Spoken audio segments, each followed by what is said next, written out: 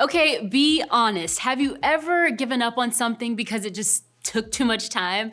I do that all the time. Like if my phone takes more than 10 seconds to load a video, it is time for a new phone. Or if popcorn takes more than 3 minutes to make, I will choose a different snack. Or like stand in an actual line to get food. No, thank you. I will mobile order and pick it up as soon as I get there. Like we're just not good at things that take a long time. And that's why we have fast food and microwave popcorn and high-speed internet and Amazon Prime. Like we like things to happen quickly, and that is good in most areas of life. Like I'm never gonna disagree with having instant noodles. But there are some really important areas of our life where our need for speed just might hurt us. And one of those areas is forgiveness.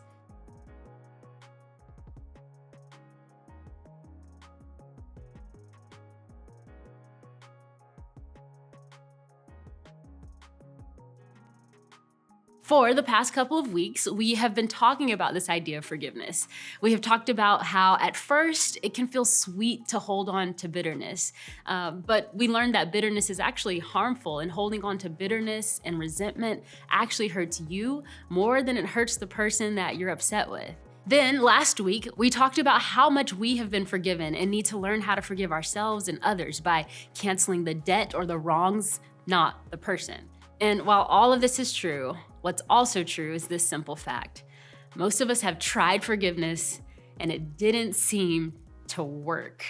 Like maybe you decided to forgive your sibling, but every time you think about what they did, you get angry. Or maybe an ex-girlfriend or an ex-boyfriend or an ex-friend just keeps popping up in your life. And while you decided to forgive them, you still kind of want to tell the world all the awful things they did to you. Or think about a time in your own life that you needed to forgive someone for something, small or large. Think about it, get it in your mind. We have all said something like, I just can't forgive that person, or I tried to forgive them, but it didn't work because I'm still so hurt. Because like anything else in our life, we want results immediately. When it comes to forgiveness, we want to feel better now. See, this is true if you're the one doing the forgiving, right? You don't want to be hurt anymore. You don't want to be angry anymore. You don't want that feeling in the pit of your stomach every time you remember what was done. You just want it to go away. But this is also true if you're the one who did something wrong and needs to be forgiven, when you're waiting for someone to forgive you. Like you want your mom to move on, you want your dad to stop giving you the silent treatment, you want your friend to stop being angry with you. You just want their forgiveness, and sometimes that takes time too. And when we decide to forgive and don't get the instant results, we all tend to think the same thing. It just didn't work, right? Forgiveness doesn't work. Like we start thinking like, you know what? The best thing I can do with the worst stuff that happens to me is clearly not forgiveness, because that clearly didn't work, right? The question is though, what do you do now when you have tried something and it didn't seem to work? Like, do you have other options? And like, if you gave forgiveness a shot and you still don't feel any better, should you just give up on the idea of forgiveness altogether?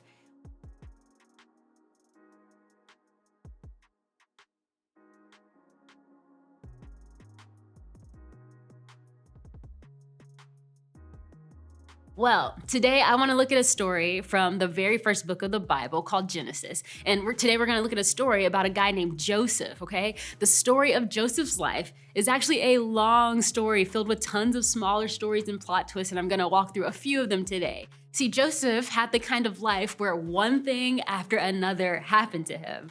Okay, so we're gonna explore the story of Joseph. Joseph was the youngest of 11 brothers, and he happened to be his dad's favorite. He even had a special brightly colored coat that he would wear, right? This was a gift from their dad, and the special coat would remind his brothers that Joseph was their dad's favorite kid. See, when Joseph was 17 years old, he had a dream that his older brothers would bow down to him. And then he had another dream that his older brothers and his parents would bow down to him. Of course, when he told his brothers about this dream, it ticked them off even more, and their hatred for him grew to the point that they plotted to kill their own baby brother. Guys, there's so much drama in the story. You're gonna have to check it out on your own. I can't get through all the details. It's in Genesis chapter 37, okay? But long story short, for this part of Joseph's life, basically, he ends up getting sold and enslaved to the Egyptians, not killed, okay? Then, through a series of unfortunate life events, Joseph was framed, okay? Framed and put into prison. Okay, but then, time and time again, the writer of Genesis tells us that God was with Joseph. And so Joseph prospered, or he succeeded in whatever he did, even in prison. Fast forward a little bit more, and Joseph, while in prison, was able to interpret or explain the dreams of two other prisoners. One of those prisoners was this guy who actually worked for the king. He was the king's right-hand man, and his role was to be a cup-bearer, right? He's the guy responsible for making sure that no one poisons the king's drink. Yeah, I don't know what he was doing in jail, who knows, okay? But fast forward another 2 years, and Pharaoh, the guy in charge of all of Egypt, has a dream, okay? Remember, Joseph can interpret dreams, and so remember the cupbearer? Well, the cupbearer, who is now out of prison, remembered Joseph's ability to explain dreams, and so Pharaoh called Joseph out of prison so that Joe could tell him all about what his dream meant. All right, so once again, we see Joseph winning, right? Because he was able to accurately explain the dream to Pharaoh. And what was happening in the dream basically was that the whole land was in danger of running out of food and having a famine for several years, okay? So Joseph tells the king, like, hey, this is what your dream meant, okay? And so Pharaoh was really impressed with his great wisdom. And so he put Joseph in charge of all the land, second only to Pharaoh himself. So you've got Pharaoh and then you've got Joseph. Okay, we're still in Joseph's story. Fast forward a lot. 22 years after selling Joseph into slavery, his brothers come to Egypt in search of food, okay? Because where they were, there was a famine. And so they had to come to Egypt to search for food. And Joseph recognized them. He saw his brothers and knew they were his brothers. But they thought Joseph was dead this whole time, so they didn't recognize him. Okay, so after a series of tests that Joseph puts his brothers through, they had to pass all these tests, Joseph finally tells his brothers who he is, okay? So that's where we're picking up the story right now. Okay, then Joseph said to his brothers, "Come close to me." When they had done so, he said, "I am your brother Joseph, the one you sold into Egypt. And now, do not be distressed and do not be angry with yourselves for selling me here, because it was to save lives that God sent me ahead of you." Joseph went through some crazy experiences in those 22 years, being hated by his siblings, being sold into slavery, being framed, going to prison, and then yes, ultimately finally in charge of Egypt, right? We see the happy ending when he's reunited with his family, but honestly, if it were me, knowing I'd gone through all of that because of what my brothers did to me, it would have taken a long time to get to a place of happiness. Like if I went through everything Joseph had gone through, I'd be pretty angry and bitter at my brothers for selling me in the first place. And I'm guessing that if I were in power and my brother showed up asking me for help after selling me, I would have kicked them to the curb. But I am not Joseph, okay? Ultimately, over time, we see Joseph make the best out of the worst situations. Joseph shows us that healing takes time. There isn't a quick fix. There is no feel better when you forgive. There's no immediate reward. There's no way to get your emotions to follow what you know is true deep down. There's no way to make it all immediately better for you or for someone else. Forgiveness takes time. So if you've hurt someone and they can't let it go, and you're starting to get frustrated with how much they keep hanging it over your head, and you're like, I said I'm sorry, okay? Listen, give them a break, because forgiveness takes time. Healing takes time. And honestly, we just don't get to decide how quickly someone gets over a hurt. And in the same way, if you've been hurt by someone in your family or a friend, or something happened and you can't seem to move on as quickly as you would like, give yourself a break, because forgiveness takes time. Okay, so we looked at Joseph's story. That happens way back in the Old Testament. Fast forward a whole lot more. We're now in the New Testament because I want to tell you kind of about this conversation that happened between Jesus and one of his closest followers, Peter. See, Peter asked Jesus a question. He said, "Lord, how often should I forgive someone who sins against me?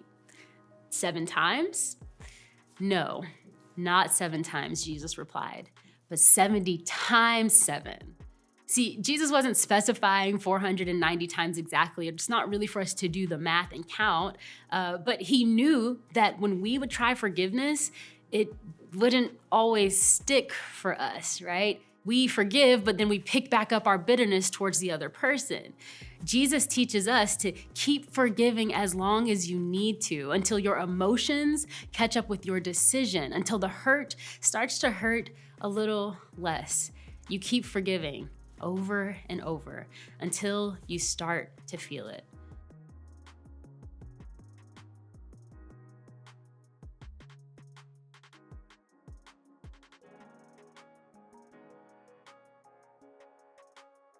And for some of you, this is good news, okay? Because you finally have permission to not be okay immediately, right? You're not broken for saying, I forgave them, why am I still upset? No, you have permission to not be okay immediately. But for others of you, this might not be great news. Maybe it sounds depressing because you want nothing more than for someone to get over what you did to them. You want a quick fix. You want the answer to be, just forgive 7 times, right? It would be a lot easier if this was how forgiveness worked.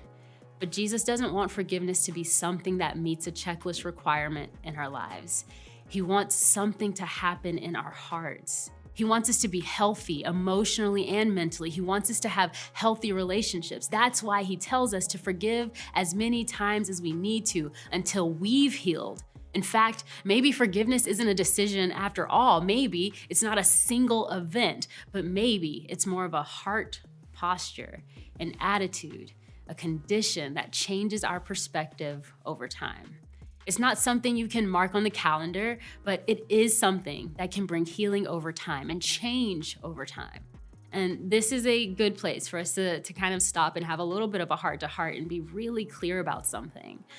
I'm not talking about allowing someone, even if that someone is yourself, to repeatedly hurt, mistreat, or abuse you, okay? Because you matter so much, and there are so many people who care about you. So I want you to hear right now that this is your permission and encouragement to talk to a trusted adult if you're going through anything painful.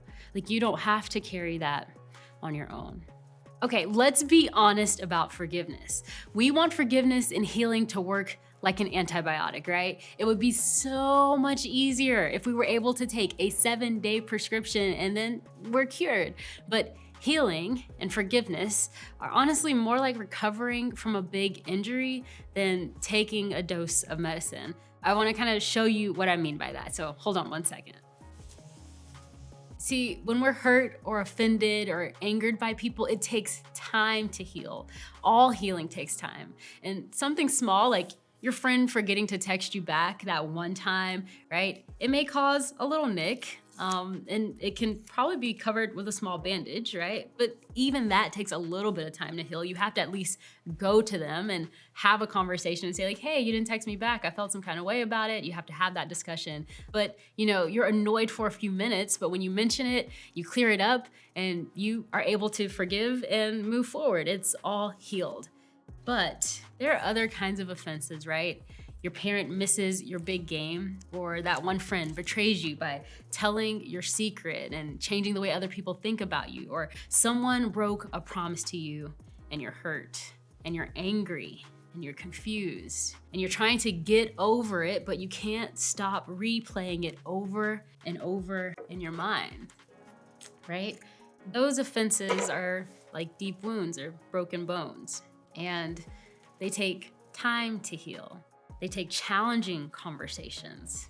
They take repeated, over and over, clear communication. They take prayer and time with God. They take all kinds of time to make sure that you're working on actual forgiveness. This is no small injury, right? These kind of injuries take time to heal. They take challenging conversations. They take repeated, clear communication. They take prayer and time with God. They take time to heal because forgiveness takes time. You have weeks of recovery. You go back in for checkups, and sometimes your body isn't getting better as fast as you want or even as the doctor wants. So you're told not to lift anything for a while. You're told you have to stay inside on the couch for a bit longer. You're told you can't text as fast or play video games for a while. But eventually you go in and you go for a normal checkup, and over time, the doctor tells you, hey, you can actually start lifting things again. You can actually start texting again and playing and going outside and doing all those things, because healing takes time. But trust me, time will provide healing. Okay, I know it can be hard to hear. Dealing with healing and pain are not always easy, but I want you to hear this. There is hope. Even if this isn't exactly what you wanted to hear, take heart and be encouraged. There's always a way forward. You can forgive and you can find freedom from bitterness. Even if you were hoping for forgiveness and healing to go faster, at least knowing what to expect can make it a little bit easier as you work your way through. And you'll get through it if you trust God to be with you and guide you along the way.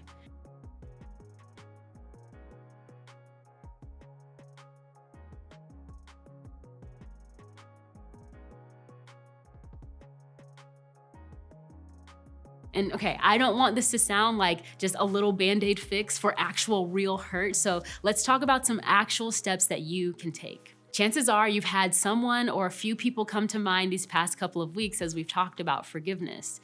There's been a situation in your mind or on your heart. Let's think about that for a second, okay? Because I want you to know it's okay if you're still working your way through the 70 times 7 of forgiveness. But it's also important that you keep making healing a priority, to keep forgiving again and again until it finally works, as many times as it takes. How do you do that? Well, it's not complicated, but it will be challenging. Here are 3 steps you can take to begin to fully forgive someone. And y'all, I told you it's gonna be challenging, okay? So hear me out, but I know you can do this. The first thing you wanna do is pray for the person who hurt you. And I know that sounds so basic, but I promise you, praying for the best interest of that person will eventually change the way you think of them and even change your feelings towards them. And I know it's hard, so if you can't do that yet, I want you to just start by being honest with God about how you feel about them and ask God to change their heart and to work on your heart. Yes, you can even start the prayers just saying, Jesus, I am so hurt and so angry. I don't really see what you're doing. You can be as honest as you really want with God because He can handle your real thoughts. All right, so the first thing you're gonna do is pray for them. And the second thing you're gonna do, again, not easy, you're gonna serve them. And I know this sounds like a terrible idea. Yes, it's gonna go against every instinct that you have, but it will also pave the way toward forgiveness. It'll soften your heart towards them. And you may even start to dislike them a little bit less. Okay, so serving them, you're like, what does that even mean? Well, maybe serving them looks like you just remember them, right? You remember to make sure that they're not left out of the group text or the weekend plans, right? Serving could look like making sure that they remembered, hey, there's a test today in 3rd period. Like, you don't have to remind them of that, but maybe that's one small way of serving them. You can think of plenty of ways to serve that kind of stretch you to work out your forgiveness. Only you can kind of know what that is. And listen, if it's not safe to serve them in person, or even if it's not wise for the relationship to continue, if part of your forgiveness process means setting up boundaries, maybe serving them looks like you just remind yourself that they are more than their mistakes and bad decisions. And the 3rd step is finally this. Repeat. Repeat praying for them and repeat serving them over and over. Pray, serve, repeat. Pray, serve, repeat, and keep doing that, okay? These are the best ways to work toward forgiveness. This is how you make your way through the 70 times 7. This is how you heal, not with revenge, not with anger, not with bitterness, not with trying to just forget about it, because that doesn't work, but by forgiving over and over again.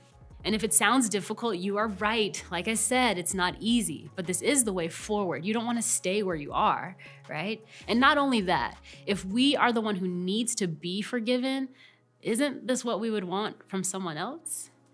But more than that, we need to remember this. Ultimately, forgiveness isn't about the other person at all. It's actually about you. It's about what's best for you. It's about becoming the person your Heavenly Father has created you to be, a person who is free from bitterness or resentment. So, as we wrap up this series, I want you to think about forgiveness in your own relationships. What's holding you back? What would it take to begin forgiving? What haven't you been able to forgive yet? Let's just be honest about that. What would it take for you to move forward and become who God wants you to be? Healthy and whole, not bitter and hurt. So make a decision this week to make forgiveness, like true forgiveness, a reality in your life.